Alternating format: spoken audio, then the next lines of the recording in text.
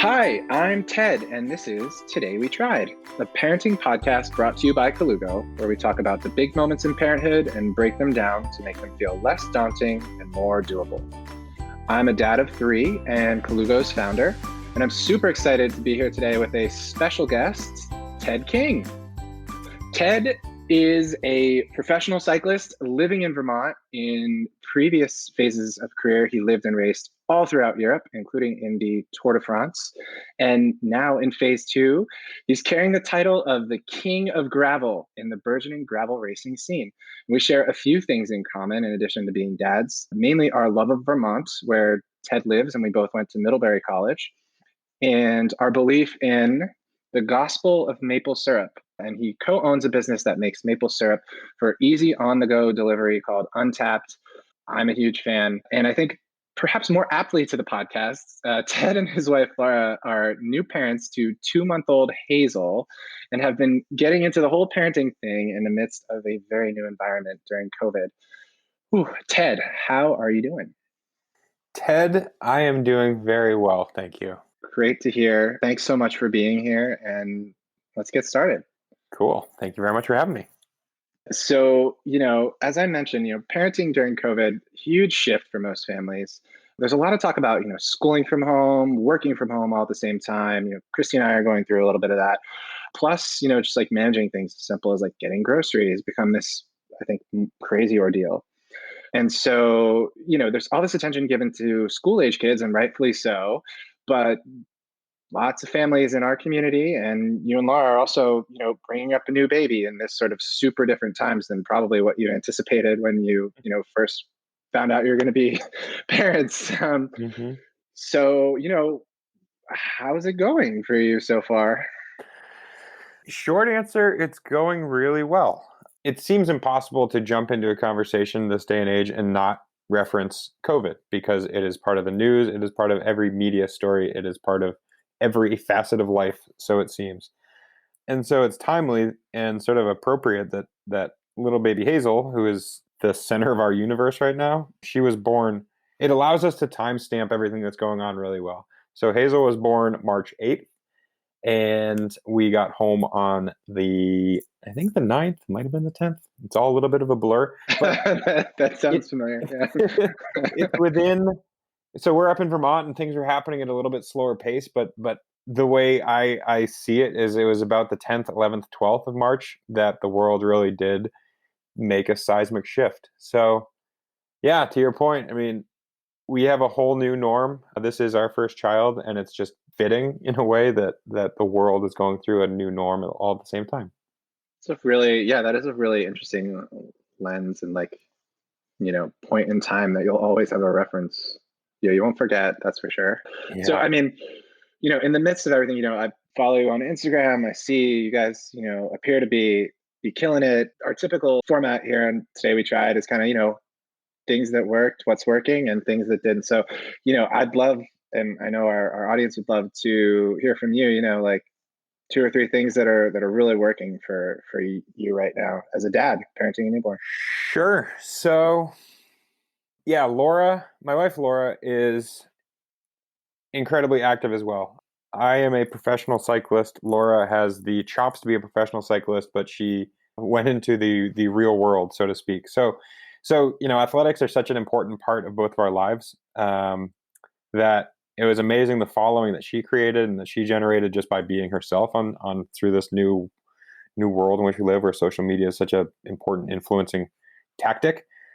So through her pregnancy, she really gained a following of what is possible as a pregnant person, and then that's translated straight on into being a fit mother. And certainly we are blessed with a healthy, happy child, and Laura's been able to get back into the swing of things, which has just brought her so much. It is her foundation. I mean, to be able to be active and fit, and it's good for her mind, body, and soul. And I'm no different. So, maybe number one would be the ability for us to find this balance. There's certain times of day that I'm going to be useless to her, and so that means I get to go sneak in a bike ride. Conversely, there's certain times that I know that she needs to go ride, and so I'm definitely at home, all hands on deck taking care of Hazel. That's a great takeaway, and also well said. Not only calling yourself useless. I think that's smart. It's a smart move, Ted. Um, what else? What is working very well? So yeah, hinging off that, there are certain times in the night that I know that I'm going to be useless to Hazel. So like I can't let her suckle from my breast. However, I can get a good night of sleep while Laura is doing wonderful motherly things. So the pivot here that works very well is anytime after about 4 a.m. when Hazel is hungry, that means I'm on deck and I'm going to start my day. Thankfully, Hazel's sleeping, 5:36, occasionally Wow, 6:30, with incremental of course. waking up in between or prior to that. But that division works well so that, both Laura and I are early risers, but allowing her to sleep an extra hour or two, that is working very well. That's great. Is that like unspoken, spoken? Like, does it take some of the pressure off by like her knowing like no matter what after 4 that's the cutoff. I got this, so she could sleep, or how does it work? I think it probably started to happen organically. That was the way it was. And the fact that we have both acknowledged it to each other has made it a spoken thing. But Yeah, yeah. um, Those are the best kind. yeah, exactly. I mean, it is just as well. I mean, and then it's funny, I'm thinking, I'm excited. We're going to bed so early, which probably would have been my third thing. We go to bed basically when Hazel does, which is anywhere from 8 to 9, Oh, jealous. That's awesome. which is I mean, I so know there's wonderful. trade-offs overnight, so I'm not not actually jealous, but I Exactly. get it.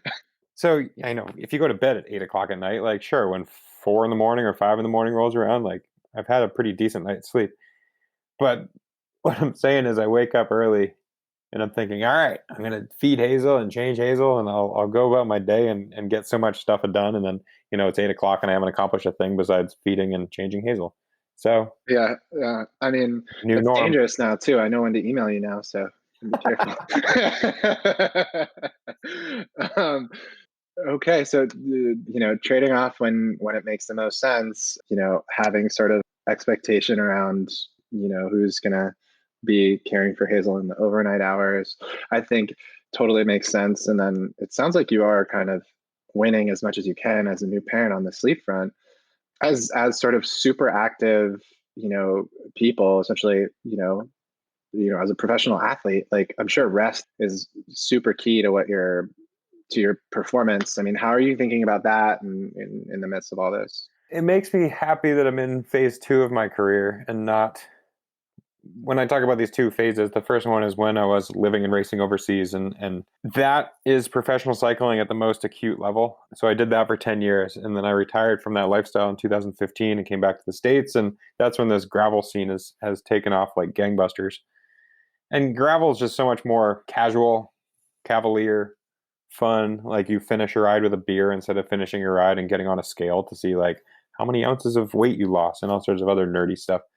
So, yeah, sleep is still incredibly important to being active as we are. And I know that, I mean, shoot, yeah, I could perform better if I were sleeping more, but those are the trade offs in life, and I wouldn't change that for anything.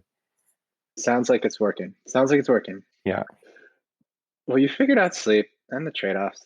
I gotta know, is there anything that isn't working? Or maybe, Um, room for improvement, still trying to figure it out. well, yeah, I mean, it's not,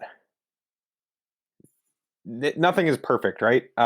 Except for Hazel. And, Wow, I love it. right, You well said. must be such a good dad over there. It's great. The, I feel like every single day I go to bed at my 8 o'clock, 8:30 hour, and the to-do list has gotten longer. So, whereas over the typical day, I feel like you'd want to wake up, have a to-do list, and slowly check things off. And at the end of the day, maybe you've accomplished some, most, all. Whereas these days, your efficiencies just go out the window. So, what's not working? I'm busier than all get out. I wish I had more time in the day. I'm sure I'm saying exactly what every parent out there wishes and basically wishes. I mean, it's just our lifestyle is so strange to begin with. Like Laura and I are two independent contractors in the world of professional cycling. And if we were not in a global pandemic, we would be in California as of about a week ago with, month and a half old Hazel doing a whole bunch of really cool projects out there. But the point is the fact that we have the jobs we have. Like there is no typical maternity and paternity leave. So it's not like we would have this time that we have been blessed with. So it is all up at that 35,000-foot view. It is such a cool blessing to be able to do all the things that we are doing right now. And if that means that I'm absolutely exhausted at the end of the day and my to-do list has gotten longer and that's the worst thing, then I'm probably doing it pretty okay. I feel like Yeah, it's I mean normal. it does sound like a nice silver lining to be able to you know adapt, in Mm-hmm. the way that you are, for sure. I'm curious, what have you tried that like you thought was going to work and just like didn't? Like from I don't Here's know. a comical one. Size 2 diapers don't fit a newborn. I mean, I've Yeah. never changed a diaper in my life prior to Hazel.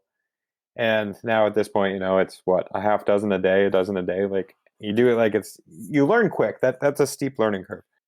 It turns out when there's a global pandemic and you live in a small town and you go to the one store and they're sold out of most things, you think to yourself, okay, size 2 says that it'll fit a X pound child, and I know that my child is not that many pounds. But we also live in such a immediate society where you can hop on the internet and buy something and it arrives the next day. Well, things don't arrive the next day in a global pandemic either. So, yeah, in a pinch for about 24 hours, we had the wrong size diapers, and that means diaper technology is amazing, and I'm really blown away how well it works when Yeah. when it's working the way it's meant to. But when it's not, things go awry. Yeah, imagine there's a lot of laundry being done during that 24 hours Oh or my post gosh. that 24 hours. Yeah, yeah. We got a lot of laundry anyway. So yeah, there was a lot of laundry that week, that day.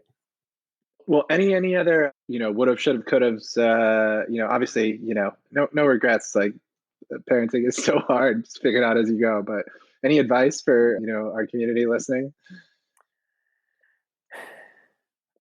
I don't know. I mean, I don't know. I've done walks with Hazel. Like every day we go out, I strap her up to my Colugo carrier and we head out the door and we have a nice cool property here, so I go deep into the woods and it immediately puts her to sleep. That is a very cool time of the day. So that's something that works really well for us. Well, first of all, great to hear you're loving your Colugo, and that Hazel's sleeping in it. That's why we built that, is for those walks. So that's great. I'm just personally, really loving that. Why don't we take a quick break and then we'll come back for some more questions with Ted King.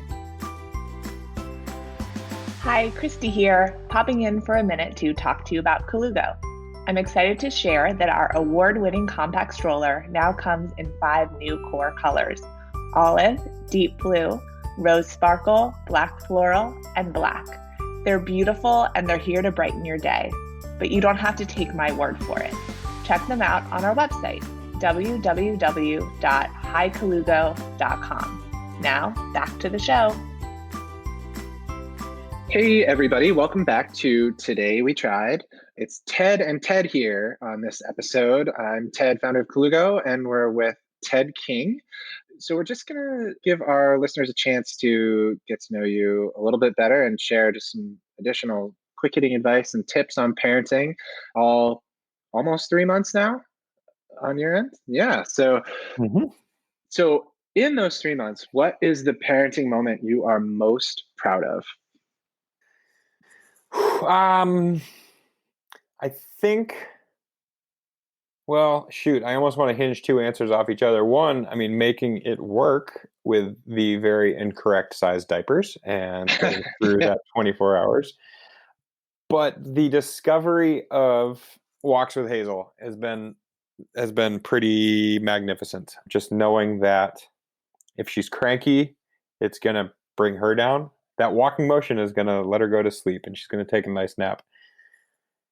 I was talking about it earlier as well, like just how almost frustratingly busy I am. And, there's no better thing to do in that moment than like, don't get all wrapped up in the anxiety of the things you're not being able to accomplish. Take those 10 minutes, take 15 minutes, go outside, go for a quick walk, and gosh darn it, hit the reset button.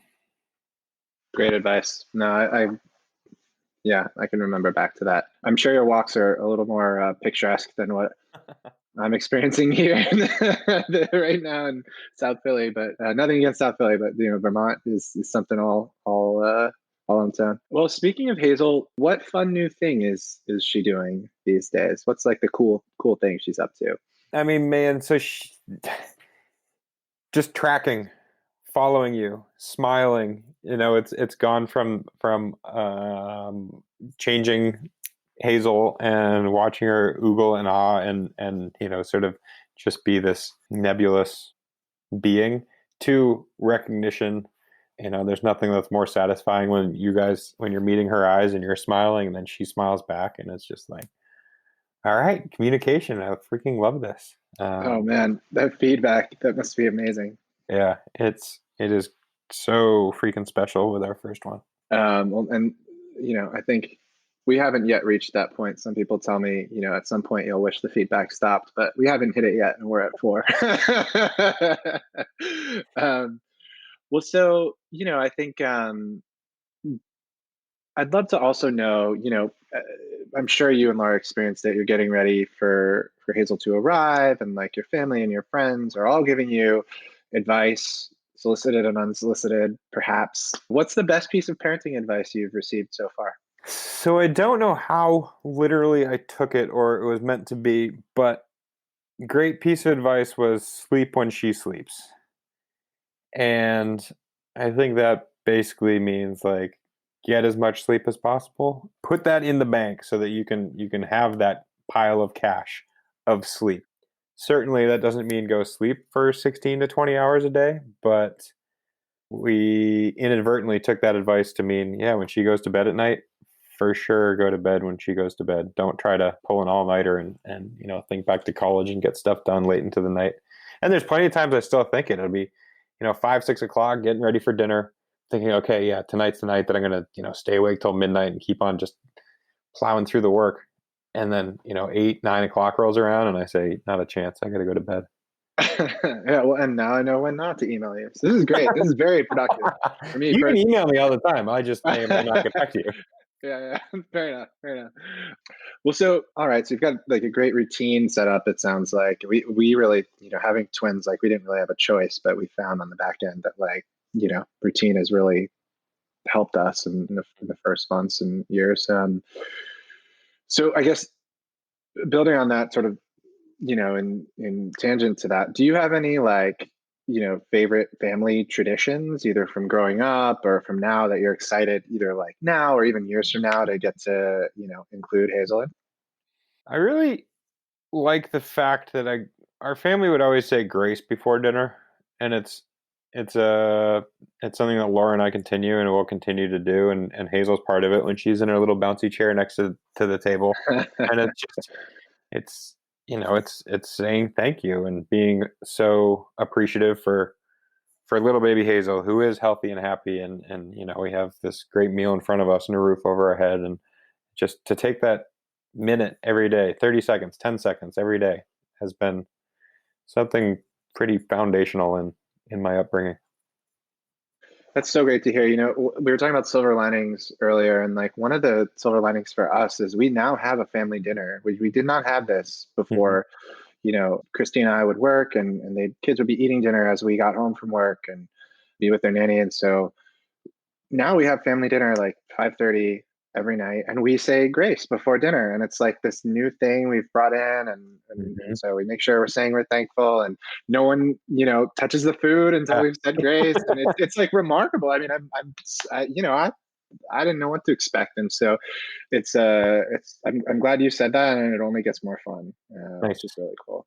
Cool.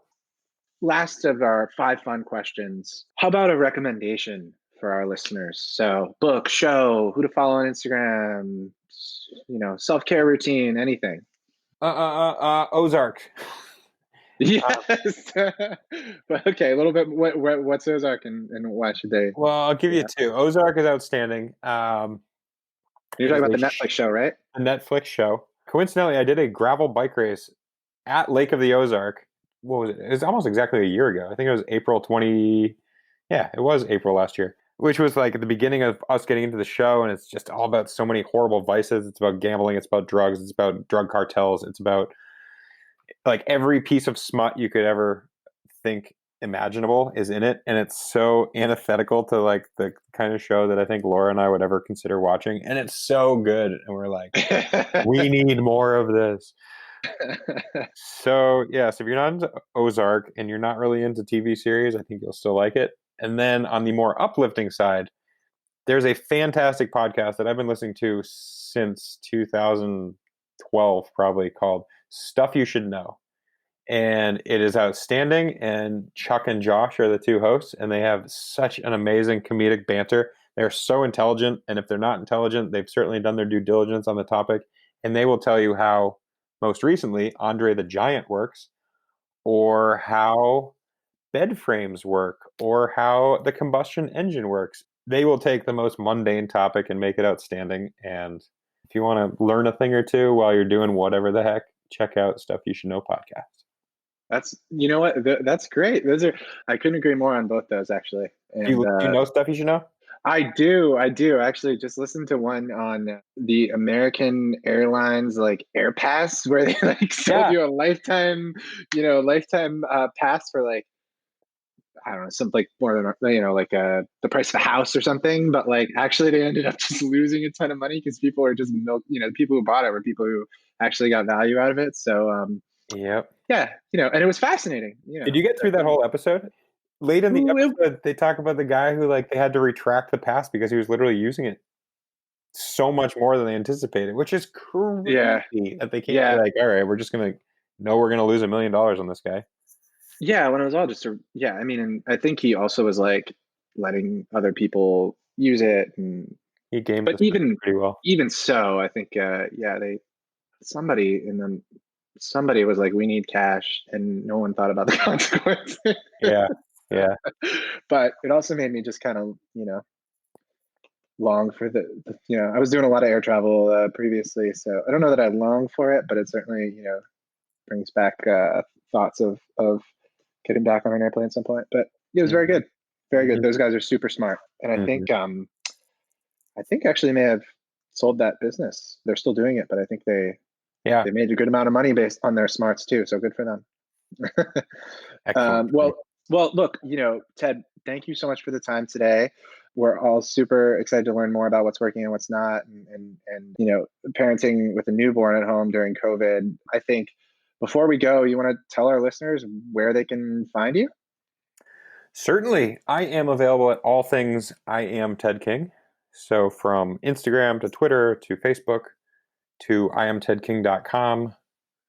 I even have a YouTube channel where I will talk to you all about bike racing. And that is the King of the Ride YouTube channel. Or maybe it's Ted King YouTube channel. I don't know. I'm new at the YouTube. But if you type Ted King in YouTube, you're going to find some great videos. High quality, very entertaining videos.